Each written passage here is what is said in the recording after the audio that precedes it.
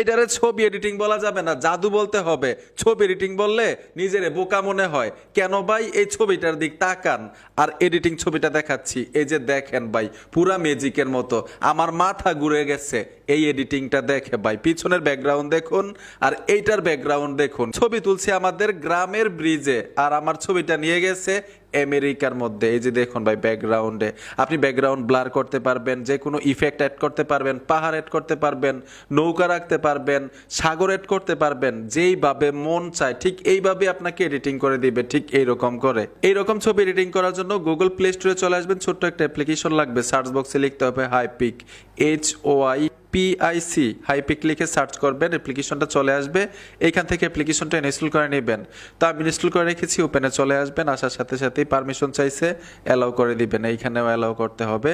এই দেখুন আমি অ্যালাউগুলো করে দিলাম। যে ছবিটাকে এডিটিং করতে চাচ্ছেন ছবিটা গ্যালারি থেকে নিতে হবে। নিচে দেখুন অ্যাডজাস্ট লেখা আছে, অ্যাডজাস্টে চলে আসবেন, ক্রুপে টাচ করতে হবে। ছবিটাকে ভালোভাবে ক্রুপ করে নেবেন। যত সুন্দরভাবে ক্রুপ করতে পারবেন ব্যাকগ্রাউন্ড কিন্তু ততই সুন্দর হবে। এই যে দেখুন আমি ছবিটাকে ক্রুপ করে নিলাম। নিচে দেখুন AI ফ্রি লেখা আছে, এই অপশনটার উপরে ট্যাপ দিবেন। এই অপশনটাতে আসার পরে এইখানে দেখুন সাইজ নামে একটা সেটিংস থাকবে, এখানে ট্যাপ দিবেন। আপনি সাইজটা সিলেক্ট করতে হবে, আমি এই সাইজ এডিটিং করব। এখন এইখানে দেখুন প্রম্পট লেখার মতো একটা অপশন আছে, এইখানে আপনি যা যা লিখবেন ব্যাকগ্রাউন্ডের মধ্যে তা কিন্তু অ্যাড করে দিবে, ওই রকমভাবে আপনাকে এডিটিং করে দিবে। তবে লিখে তাদেরকে বুঝাইতে হবে ভালোভাবে। যদি বাংলায় লিখেন তারা কিন্তু এডিটিং করতে পারবে না, কারণ বাংলা সাপোর্টেড না, ইংলিশে লিখতে হবে। আপনি পাহাড় চান নাকি ব্লার মানে ব্যাকগ্রাউন্ড চান, নাকি ইফেক্ট চান, নৌকা চান, সাগর চান, মানে আপনি কি চান ব্যাকগ্রাউন্ডের মধ্যে শুধু এখানে লিখে দিবেন। তো আমি লিখে দিলাম।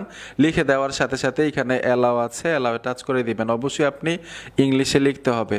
এখানে লিখে আছে জেনারেটে ট্যাপ দেওয়ার সাথে সাথে কিন্তু ছবিটা এডিটিং হতে থাকবে। অবশ্যই ফোনে ইন্টারনেট কানেকশন লাগবে।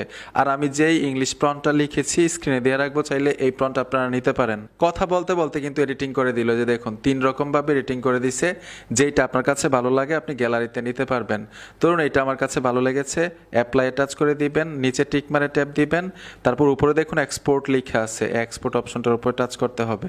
ট্যাপ দেওয়ার সাথে সাথে দেখবেন আপনার গ্যালারিতে চলে যাবে। এ দেখুন এক্সপোর্টে ট্যাপ দিলাম, দেখবেন সাথে সাথে গ্যালারিতে চলে যাবে।